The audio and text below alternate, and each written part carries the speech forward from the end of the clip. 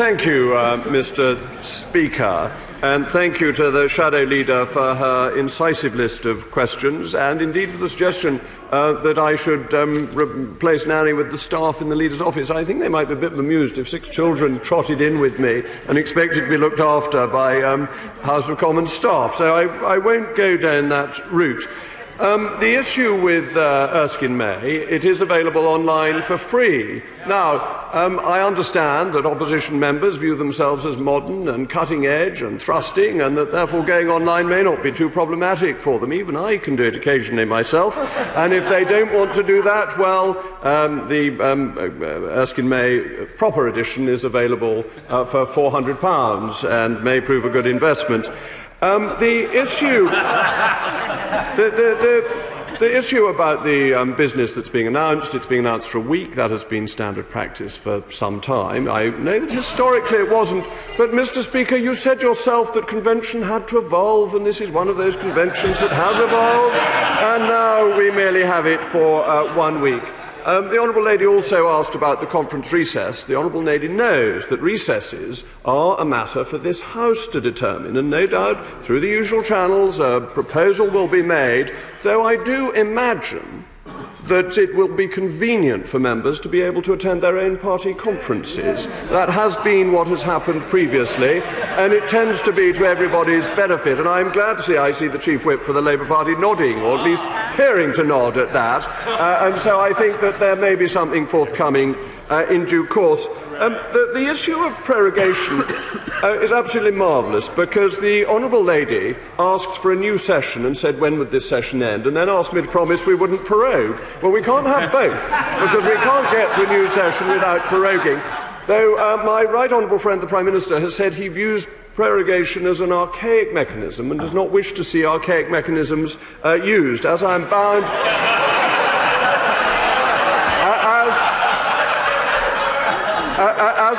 As I am now bound by collective responsibility, that is now also my view. In regards to the Lord's message in relation to joint committee, that's obviously going to be looked into. We always wish to treat the other place with respect. I think that is an important way that we operate, and that will be taken care of in due course. And on the written ministerial statements, I mean, this really is your... I was going to use a word beginning with D and ending in M, with an ED on the end if you do, and the same if you don't. But Mr. Speaker might rule me out if I do say that, which I don't want to do on my first appearance at this dispatch box. That Parliament wants to know what's going on, and there is limited time for debates. Mr. Speaker, earlier this week gave me an urgent question on Batten disease. We know that the system for getting statements and urgent questions answered works, and therefore if there are issues that people wish to raise from the 70 written ministerial statements, there are mechanisms which the Honourable Lady is extremely well aware of. As to her very important point on Mrs. Zaghari-Ratcliffe, absolutely I will take that up, and I promise that I will take that up every week for her. We as a nation should always put the interests of our citizens first. It is fundamental to how this country should operate in its conduct with foreign nations, and the treatment that she has had to undergo is shameful and must be so distressing. And when she talks about Mrs. Zaghari-Ratcliffe's child, a 5-year-old, being deprived of a mother, that is the most awful thing that one can imagine. And so I have the greatest sympathy, and yes, of course I'll take this up. May I conclude by reiterating the thanks that the Honourable Lady gave to everybody in this House, and how lucky I am now to be Leader of this House. What a privilege it is, what a fine House we have. I've always found that everyone wants to know what's going on in this House. The doorkeepers know first and provide us with a fabulous service.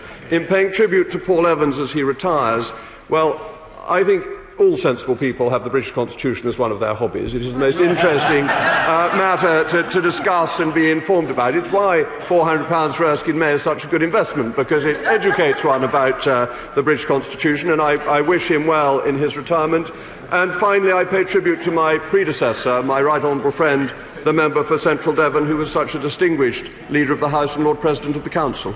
There are, of course, Greek antecedents of the word archaic, a concept and fact with which the Leader himself will be closely familiar. However, I think I can say without fear of contradiction and for the avoidance of doubt that the word archaic, as spelt now, originated in the 19th century and in France. So, by the standards of the Leader of the House, it is distressingly modern, and it is also, and I simply say this as a matter of fact, of foreign origin. But he will have his own views about that matter and others. Mr. Ian Duncan Smith. Mr. Speaker, may I first of all start by welcoming my right honourable friend to his post.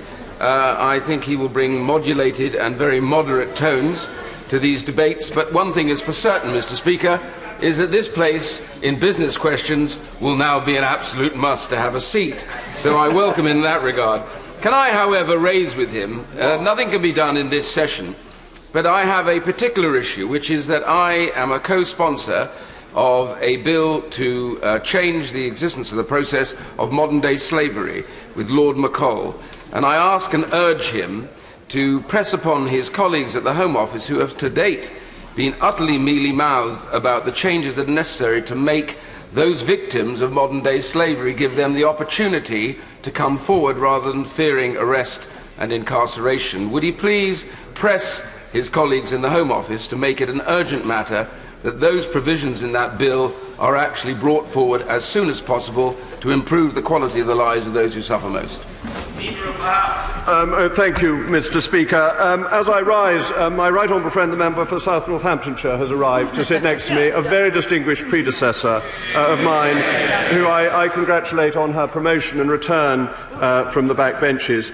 On modern-day slavery, my right honourable friend is absolutely right, and I think it would be opportune to pay tribute to my right honourable friend, the member for Maidenhead, the former Prime Minister, for all the work that she did in relation to modern-day slavery and the terrible curse that it is and the hidden curse that it is. And I share his view that everything should be done to stop it, and the Home Office should move in that direction, and people should not fear criminal prosecution if they have been held as modern-day slaves. That clearly would be desperately unfair.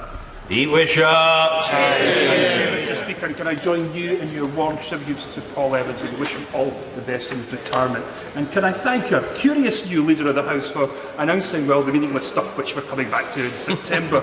And can I obviously warmly welcome him to his place. He's the fifth Leader of the House that I've had in my fourth year, but it would have to be said that he's by far the most exotic so far.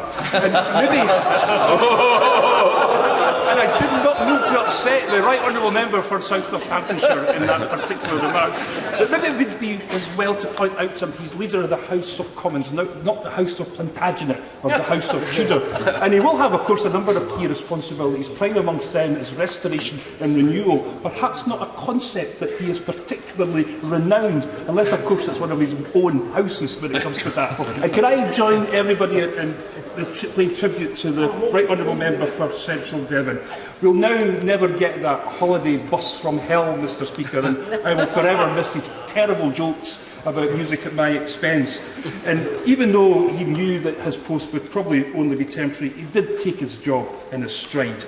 And I don't know about you, Mr. Speaker, but I went to bed last night and I had this horrible nightmare that the UK government had been taken over by rabid right-wing Brexiteers, and I'm not particularly sure whether I'm awake yet. So can we have a debate about dystopian visions of hell and have a look at where this cabinet of dysfunctional Bash Street kid fits in? And I'm presuming that at some point the Leader of the House will be wanting some sort of debate about Brexit when we get back, given that's been his life and mission.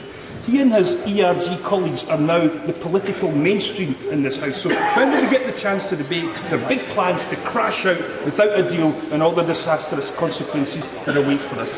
And I know he's familiar with Scotland. He famously fought the Glenrothes by-election with his nanny and his roller. So he knows that no way on earth is Scotland going down with his colleagues and his buffoons Brexit. And Lastly, Mr Speaker, can I wish you, all the staff in this House, a very happy recess. Can I wish the Shadow Leader of the House and the new Leader of the House a very warm time, and hope they enjoy themselves and have some time for relaxation. It's hot outside, Mr Speaker, but as they continue to open the doors of hell in their buffoon's Brexit, it's going to get a lot hotter yet.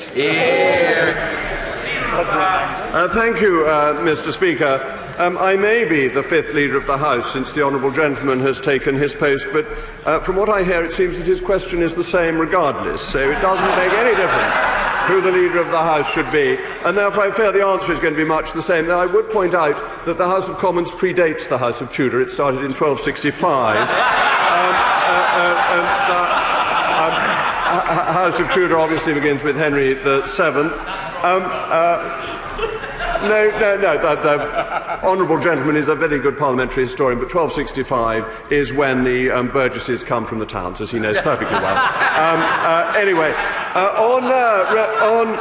on restoration and renewal, I had the privilege of serving on the Restoration and Renewal Committee, and I think it is extraordinarily important that this House of Commons is not only a beacon for democracy, as it was built to be in the 19th century, but also as a functioning modern Parliament. And finally, the Honourable Gentleman will be very reassured to know that he doesn't have to wait long. Thursday, the 5th of September, we will be back here and we will have questions to the Department for exiting the European Union. So his wish is my command. It will be granted. Justine Greening.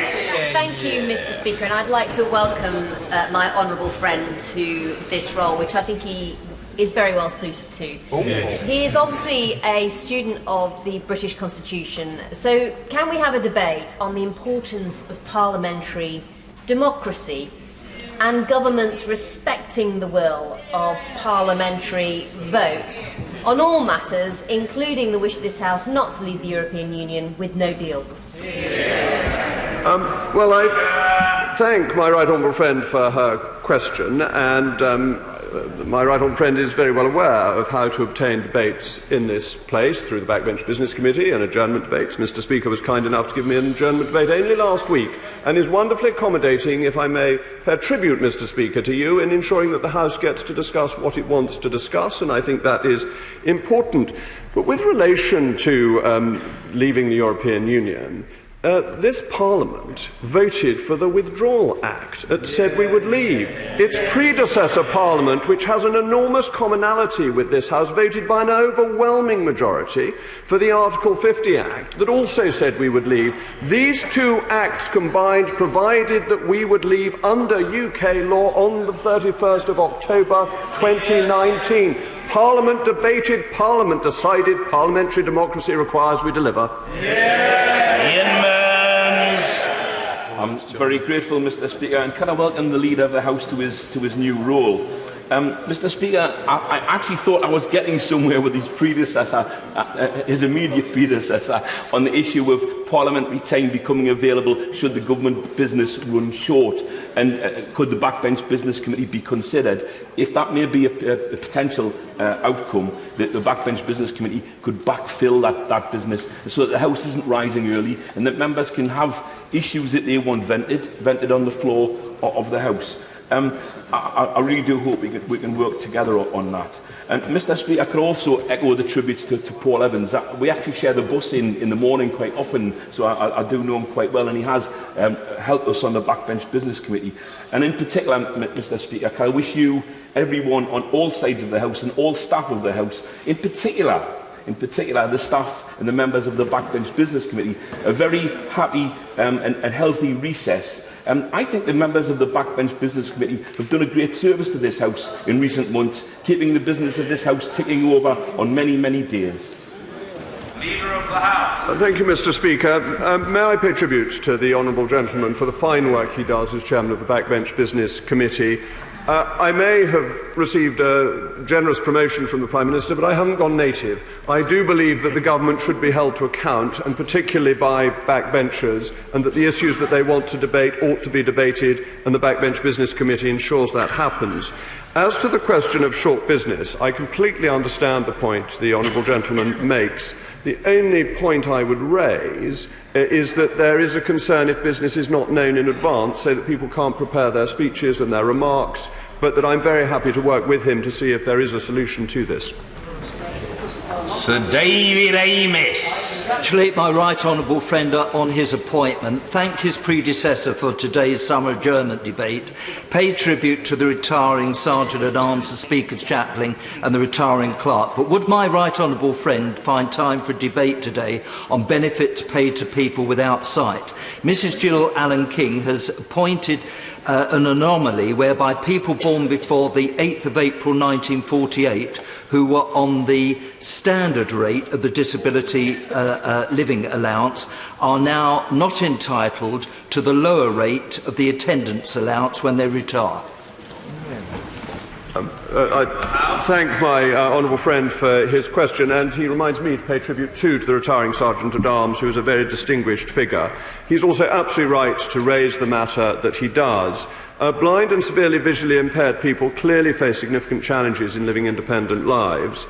Up until April 2011, Disability Living Allowance, DLA, failed to reflect those challenges. The government has put in place changes to rectify this, and I would encourage my honourable friend to seek an adjournment debate so he can raise this particular concern directly with the appropriate minister, but I will also pass on his concern after today's proceedings. Tom Brake. Speaker, could I really welcome the Leader of the House to his position, because certainly the Liberal Democrats, we couldn't want for a better recruiting sergeant for us than him, as we set up a contest between Victorian values and Liberal Democrat values. But more seriously, could I ask the Leader of the House if he will make time available for the House to discuss his views on Northern Ireland and the checks on the Irish border as we had during the Troubles, as he has articulated, and how the government could keep an eye on the border and an ability to have people inspected, and the impact that this would have on the Good Friday Agreement. Mr. Speaker, I may be a better recruiting sergeant for the Lib Dems than the honourable gentleman is, but that...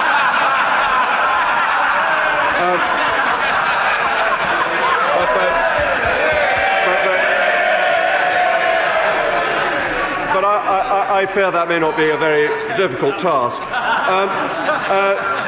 With regard to Northern Ireland and the border with the Republic of Ireland, the Prime Minister has made clear that there will not be a border imposed by the British government, but he is another fortunate man that there will be Northern Ireland questions on the 11th of September, and he can raise these matters directly with the relevant minister.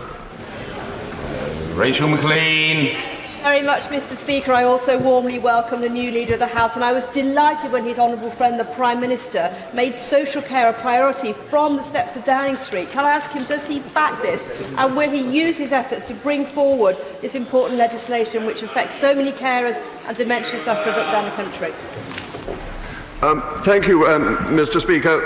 I'm very grateful for that question, because before I was bound by collective responsibility, I wrote the foreword to a paper encouraging the government to do exactly what the Prime Minister was suggesting yesterday. So before I was bound to say things that I'm now not allowed to say, I was saying broadly what she would like me to say, if that isn't unduly complex. But there will be an adjournment debate on social care on the 4th of September. Angela Eagle. Mr. Speaker, may I welcome the honourable gentleman to his place following last night's brutal events in Downing Street. He will know more than most on that side of the House that the Leader of the House's job is to be the voice of Parliament in the Cabinet rather than just the voice of the Cabinet in this place. And at a time when we are in a very volatile situation with issues of the threatened prorogation of this place as a tactic to drive us out of the EU without a deal, when he and I both know that there is no majority for that in this House. Will he give me a pledge that he will take his duties to this House seriously and warn the new Prime Minister that that way will cause chaos? Mr. Speaker, I'm grateful to the Honourable Lady's question, and the Honourable Lady was herself a very distinguished shadow leader of the House, and somebody I have the greatest admiration for in her appreciation for the Commons as an institution. I can absolutely assure her that I take that part of my role extraordinarily seriously. I have perhaps a somewhat romantic view of the House of Commons, I think one I share with you, Mr. Speaker, about how it is our job to hold the government to account, not simply to facilitate whatever the government wants to do. However, this House passed into law the Withdrawal Act and the Article 50 Act, and we only speak our view by legislation. We do not speak our view by mere motion, and mere motion cannot and must not overturn statute law, because if that were to happen, we would not have a proper functioning representative democracy. We would have an erratic, changeable and irregular system of government. Sir Edward Lee. What a pleasure to welcome my right honourable friend to the dispatch box, a fellow ultramontane Catholic. I'm not sure many people here know what that means, but my right honourable friend knows, perhaps luckily. He has a firm grasp of history. Perhaps some would say he is living history. Does he agree with me that so much of the work we do here depends on us being here in the Palace of Westminster? I don't want to pin him down because I don't want him to rule anything out or anything in at this very early stage. But is he aware that many of us believe that if we do have to leave this palace, it should be for as short a time as possible? When we return, it should be exactly as it is now, and our priority should be the safety of the building. And also we should care about heritage, particularly the heritage of Richmond House. Thank you, Mr. Speaker. I share my right honourable friend's admiration for the late Pope Pius IX. But in terms of this House and what it represents and the symbolism of this building, what our Victorian predecessors did was to show through their architecture their belief in their democratic system and their confidence in our great nation. We should never do anything that undermines that. And the idea that we should go and be in some modern office block in the middle of nowhere, or that we should fail to have the understanding and the glory of our democracy that this House, through its building, shows, is one that I would utterly reject. Barry Shearman. Mr. Speaker, can I welcome the right honourable gentleman to his new job, and we'll watch his performance with great interest. But does he agree with me, and can we rely on him to be a champion for justice for everyone, regardless of their background or their wealth or their connection? And does he realise that on the 10th of January 2018, Caitlin Dawson was killed and two other women very badly injured when a white BMW crashed into the queue she was going to school. Crashed in, killed her. She was 15, an only child.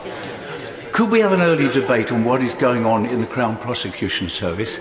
There has been all these months, and now the Crown Prosecution Service has decided not to bring any charge against Mr. Richard Brook, the driver, because he got off on the CPS thinks he was going to argue insane automatism, which is increasingly being used by rich and wealthy, well-connected people to get off when they kill people. Mr. Speaker, this is an issue of the greatest importance, and these terrible events move anybody who hears about them. That the death of a 15-year-old through a criminal act is invariably tragic.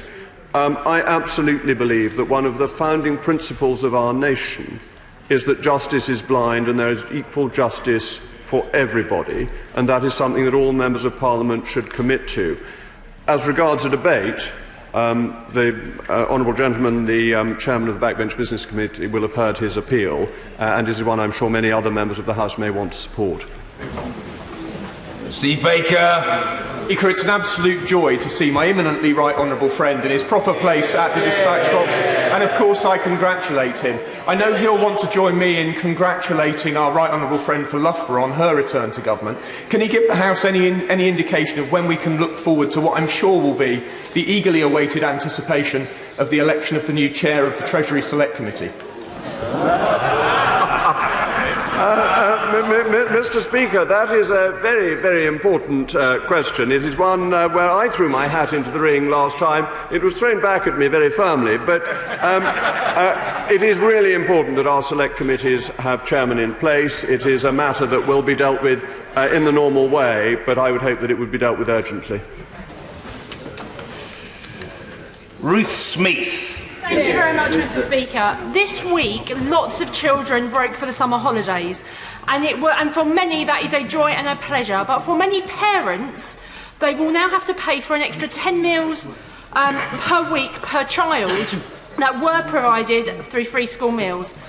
20% of parents will go without a meal this week to do so. The government's invested in a pilot scheme. Can we have a statement the first week back of how the pilots ran? Thank you, Mr. Speaker. The Honourable Lady is indeed right. This year, around 50,000 disadvantaged children in 11 local authority areas will be offered free meals and activities over the summer holidays, funded by £9 million from the Department for Education, which follows a successful scheme last year of £2 million. Mr. Speaker, the Honourable Lady knows that there are means of obtaining statements or urgent questions to see that there is an answer, and no doubt you will reflect upon it if such a request is made. Mr. Peter Bone. Thank you, Mr. Speaker. May I welcome the new Leader of the House.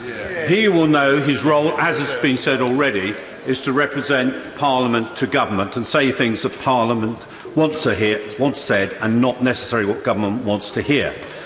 We've had an extraordinarily long session, Mr. Speaker. We need to end the session. We need to have a new Queen's speech. We need to have new opposition days. And we need, importantly, to have private members' days. Will the Leader of the House consider arranging a Queen's speech, say in November? Well, thank you, Mr. Speaker. My honourable friend may want to raise that question with the Prime Minister, who is making a statement later, and who is the person who will advise Her Majesty on when the next session of Parliament should begin. But obviously there will have to be a new Queen's speech at some point, and I believe this is the longest Parliament since the long Parliament of the 1640s. Stephanie Peacock. Mr. Speaker, my constituent Jackie Wildman was killed by a stolen lorry. The four men responsible had 100 convictions between them, yet will only serve between 5 and 7 years. Now it is nearly 2 years since the government committed to raising the maximum sentence for death by dangerous driving. So can I ask that this new administration make this a priority, and can I ask the new Leader of the House when exactly he will make parliamentary time available? Well said, Steph. Thank you, Mr. Speaker. These cases are absolutely terrible. I think I mentioned earlier an application to the Backbench Business Committee for this matter, and that the two members are coming together in feeling that such a debate is necessary and is important. And I feel that that is absolutely the right way to go, and I just have every sympathy for families in this terrible, terrible situation who feel the law is not helping them. Simon Clark. Mr. Speaker, and in welcoming my honourable friend to his place, may I say how welcome it is for this House to have a ministry committed to leaving the European Union in all circumstances. To that point, can we get a debate on preparedness for all outcomes, including a no-deal Brexit?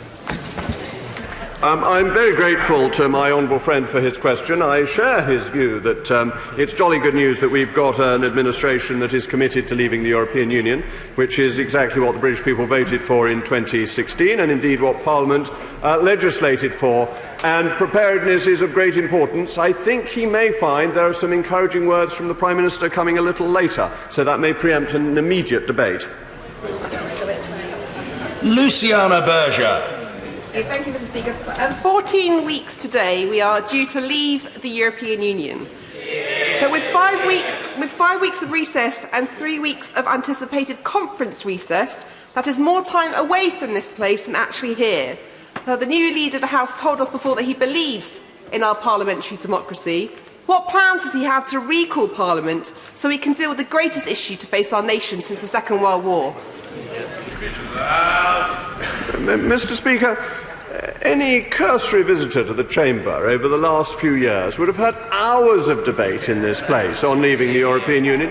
If they had troubled to wander to the other place, they would have had even longer hours of debate of leaving the European Union. This is the most discussed subject Parliament has managed in decades, and Parliament came to a decision when it legislated. And I'm sorry to repeat the answer, but I will have to carry on doing so. Parliament voted for the Article 50 Act and the Withdrawal Act. That set by law the timetable for leaving. That is the democratic decision of Parliament.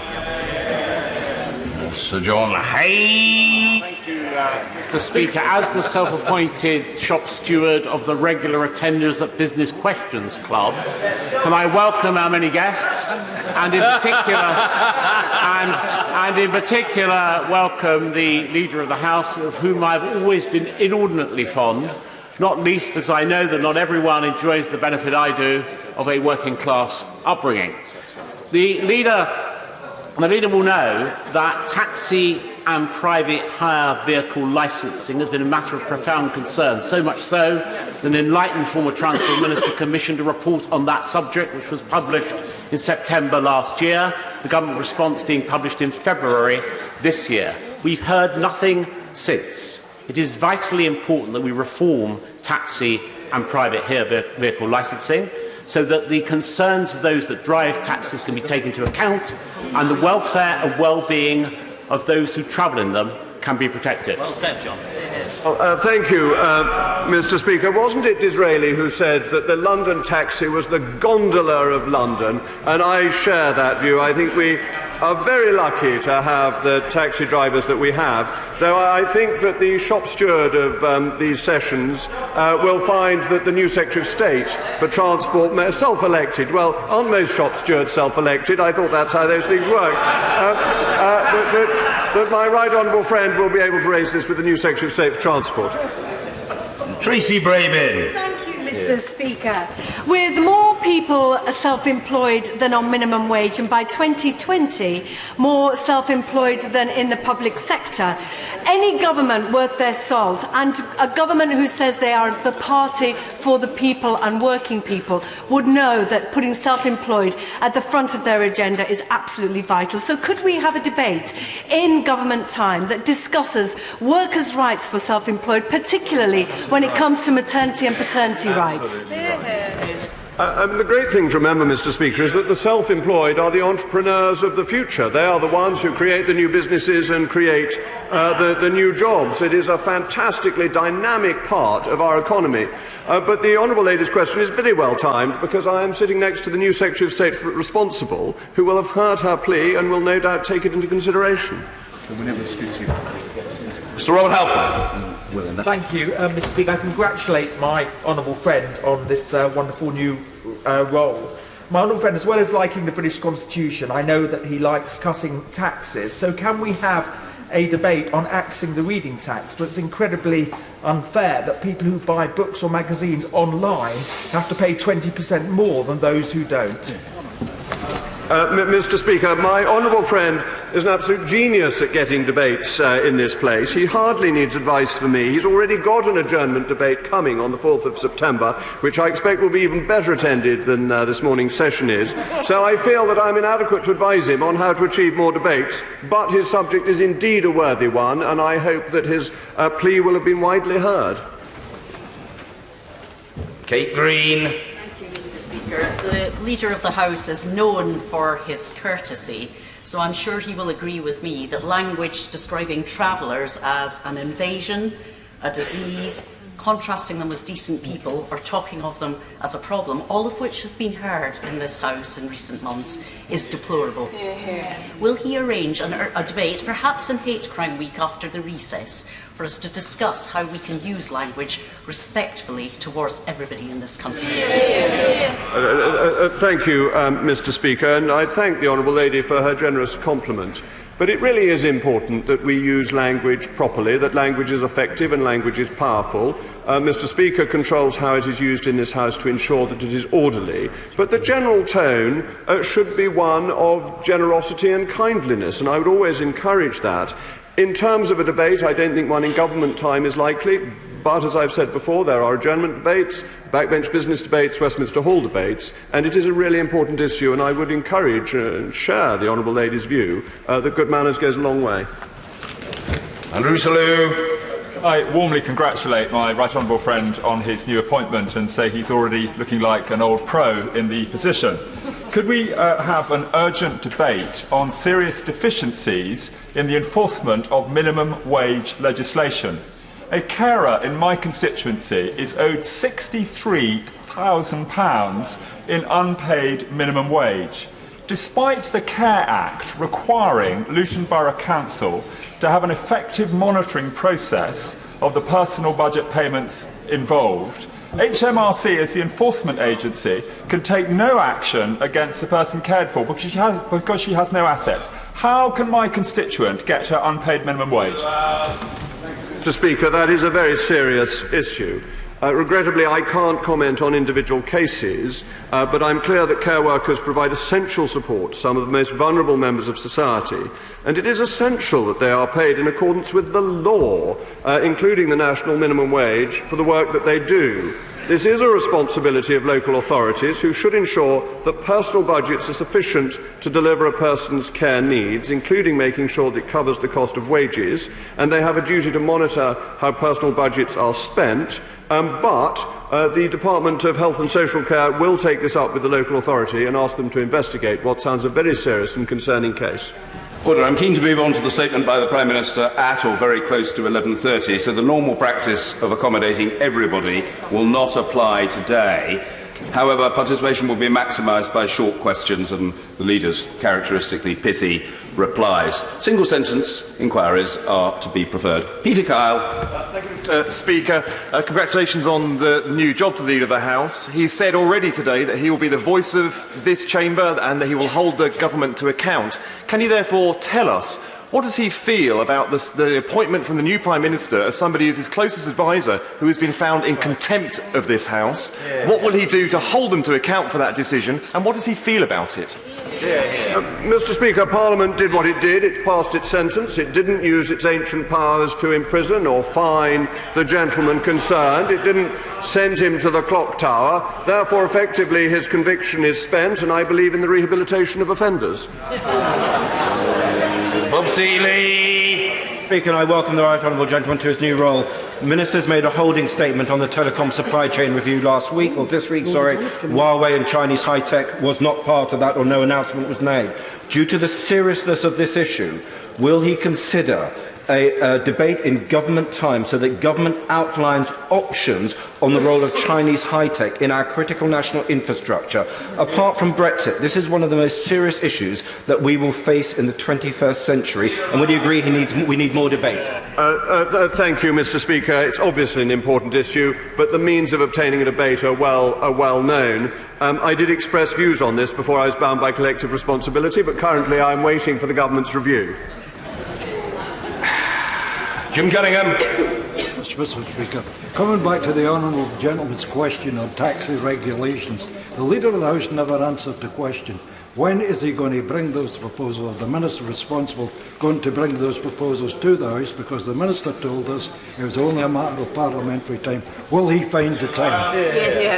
Well, the honourable gentleman knows that there are usual channels for finding time, and that ministers ask for time for things to come forward, and that these things have to slot in with the overall parliamentary timetable. But the commitment has been made, and the commitment will be honoured.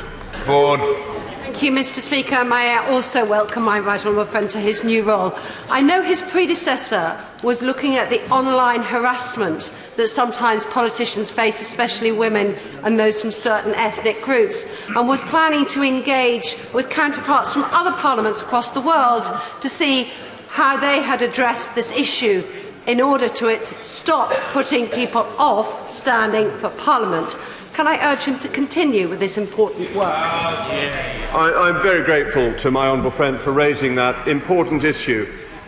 It is something that should distress us all, that online harassment seems to affect a certain category of society more than others. It seems to affect women and ethnic minorities more than men.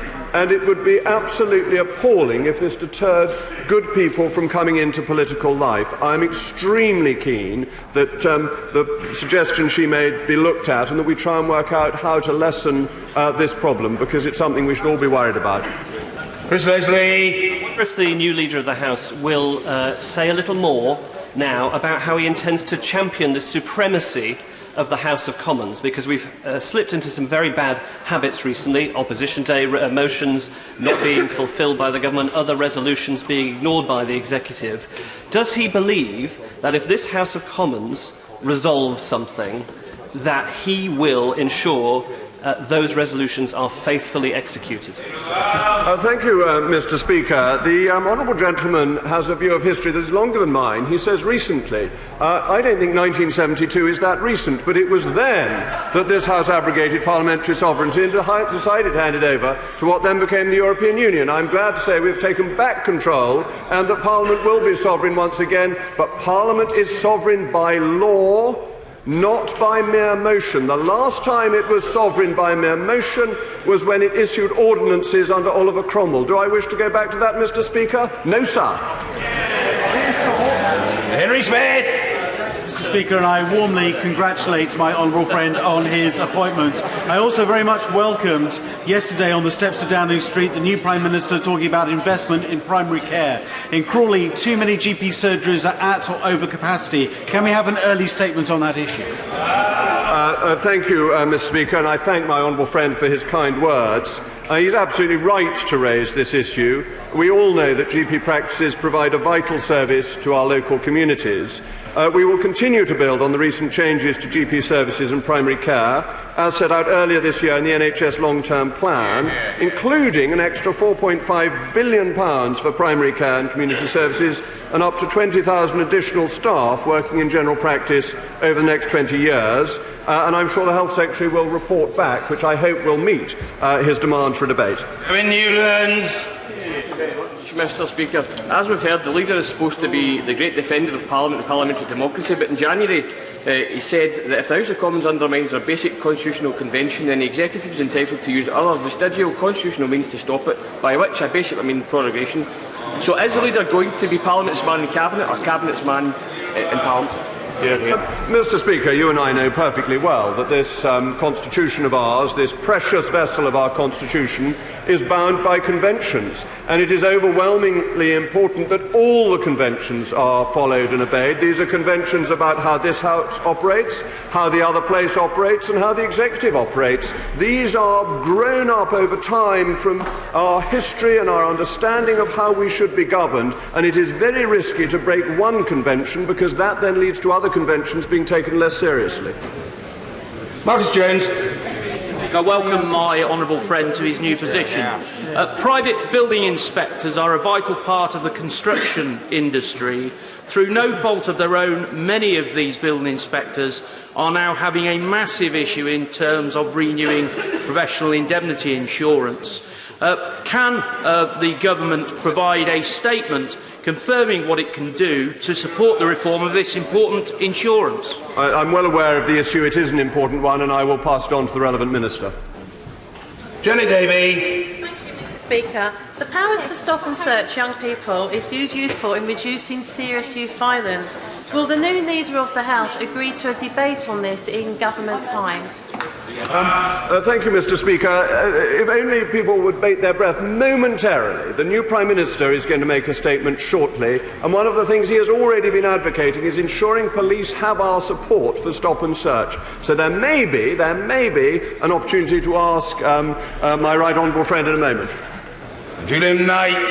Speaker, as we break for some restoration and renewal during recess, my constituents' lives are being blighted by two things. First of all, inconsiderate garden grabbing with no social purpose whatsoever, and the second, stealing of car parts to order. Can we have a debate, please, in government time on these twin menaces and how we reform the law to help my constituents? Thank you. I think it's very important that we always stand up for and help our constituents.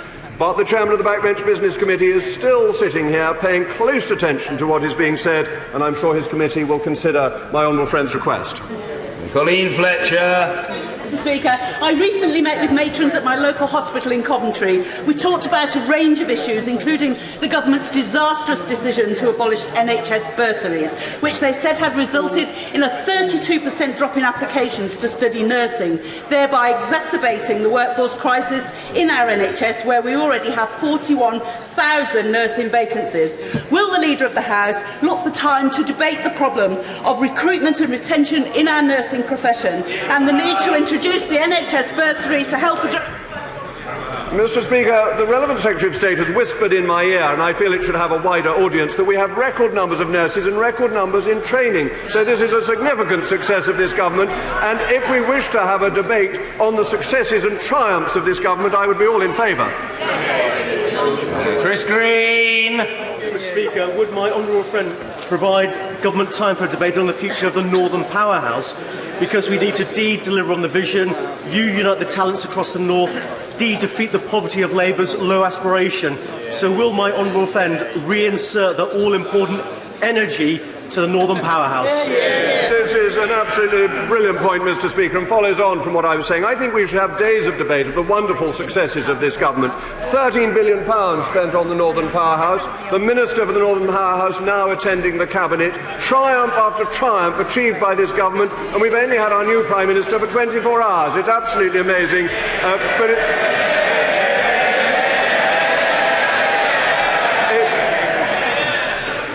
But it's probably in the purview of the Backbench Business Committee. Ian Paisley.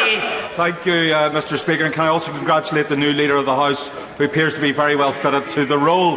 Can I ask the Leader of the House that I'm very disappointed that in the first week back we do not have business with regards to a draft historical bill on abuse for Northern Ireland. Will that be on the second week when we're back, as indicated by the Northern Ireland Secretary?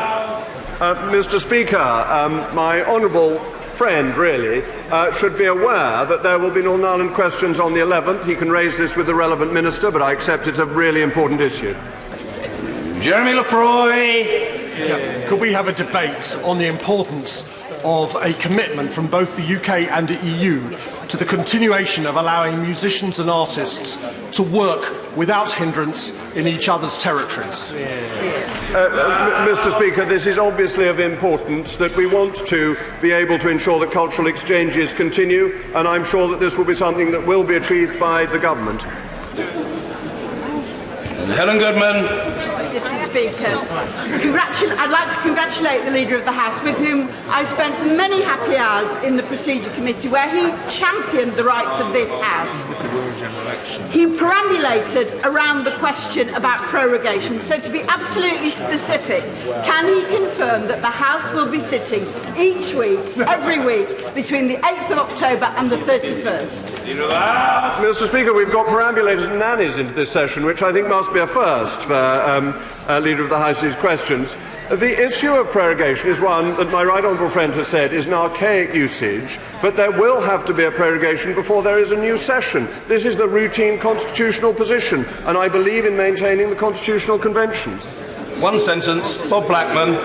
Transport for London are currently consulting on building high-density multi-storey housing on car parks at stations across London. Can we have a debate in government time on the impact on commuters right across the whole of South East England? Thank you very much, Mr. Speaker. I understand that my honourable friend is likely to be called in the adjournment debate later. It will be a golden opportunity to raise this subject. Cass Smith. Mr. Speaker, I do hope that recent kipper waving isn't a red herring. And can I ask the Leader of the House when we can expect to see the fisheries bill back? Sorry, Mr. Speaker, I didn't hear a word. Let's hear it again. Cat Smith. I do hope that recent kipper waving has not been a red herring. And can I ask when we can expect to see the fisheries bill back in this place? Thank you very much. Those kippers, I can assure the honourable lady, were absolutely delicious. They were eaten by my right honourable friend with gusto, and shows his characteristic support for the British fishing industry. But the honourable lady knows that bills come back through the normal channels, through the normal courses, and all things will be well, and all will be well, and all manner of things will be well. Gusto eating is a challenge to even the most vivid imagination, but we will reflect upon that, I feel sure. Steve Double. Earlier this week, a group of local authorities representing rural areas formed a coalition under the title Britain's Leading Edge. Many of these areas have benefited from European funding. Once we leave the EU, will the government continue its commitment to invest in these areas through the Shared Prosperity Fund? Thank you very much, Mr. Speaker. It is, of course, our money in the first place, which is recycled. My right honourable friend, the Chancellor, has whispered in my SPF, so yes, the money is there. Go Snell!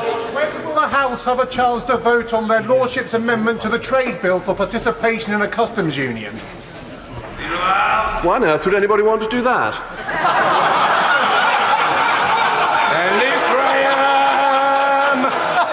Thank you very much, Mr. Speaker. I welcome the honourable gentleman to his place. Will he join me in congratulating the team at Sainsbury's in Kinross for getting the Perth and Kinross Gold Stars for Equality at Work? And will he provide some government time to discuss the Disability, Confident and Access to Work programmes? I extend my warmest good wishes to the Sainsbury's in Kinross for their brilliant achievement. I think it might be a slightly niche subject for debate on the chamber floor of the House of Commons, however. Diana Johnson. With antisocial behaviour and crime rising steeply since 2010, and in the first half of July, 23 emergency service workers were assaulted in Hull.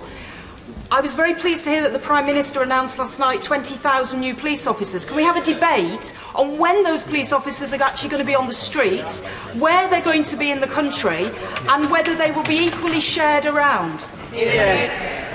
Mr. Speaker, may I wish the honourable lady a very many happy returns of the day. I understand it is an auspicious day today. My right honourable friend, the Prime Minister, is going to be making a statement.